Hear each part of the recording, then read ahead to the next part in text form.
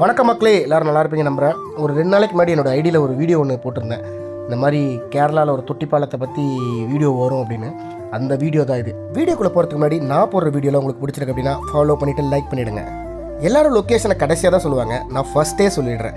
Thrissur to Palakkad போகிற வழியில் தான் இந்த தொட்டி பாலம் இருக்குது. எக்ஸாக்ட் லொக்கேஷன் சொல்லணும்னா, புதுசாக ஒரு மலையை குடஞ்சி ஒரு டனல் போட்டிருப்பாங்க. அந்த டனலுக்கு பக்கத்தில் தான், நியர்பை தான் இந்த பாலத்துக்கு மேலே எப்படி போகணும் அப்படின்னா, சர்வீஸ் ரோட்டில் லெஃப்ட் சைடில் ஒரு சேஃபான இடத்துல உங்கள் காரையோ ஒரு பைக்கையோ நிறுத்திட்டு அந்த லெஃப்ட் சைட்லேயே ஒரு ஒத்தடி பாதை மாதிரி மேலே போகுது. அந்த ஒத்தடி பாதையிலே மேலே போனீங்கன்னா அப்படின்னா ஒரு ஸ்டெப்ஸ் இருக்கும். அந்த ஸ்டெப்ஸ் வழியாக மேலே ஏறினீங்க அப்படின்னா அந்த தொட்டி பாலத்தை நீங்கள் பார்த்துடலாம்.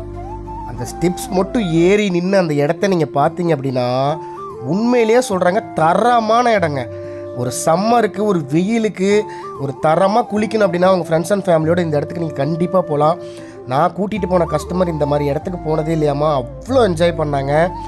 அவங்க தண்ணியிலேருந்து மேலே வரத்துக்கு அவங்களுக்கு மனசே இல்லை, அவ்வளோ சூப்பராக என்ஜாய் பண்ணாங்க. ஆழெல்லாம் ஒன்றும் பெருசாலாம் இல்லை, உங்களுக்கு நெஞ்சு அளவுக்கு தான் ஆழமே இருக்கும்.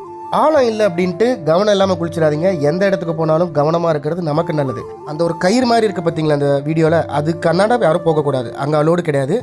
அங்கேருந்து அந்த வியூ, அந்த கீழே போகிற பைபாஸ், அந்த தண்ணி போகிற இடம் அவ்வளோ சூப்பராக இருக்குது. ஏன் கேரளாவை கடவுளோட ஊர் சொல்கிறாங்கங்கிறது இப்போ தான் புரியுது.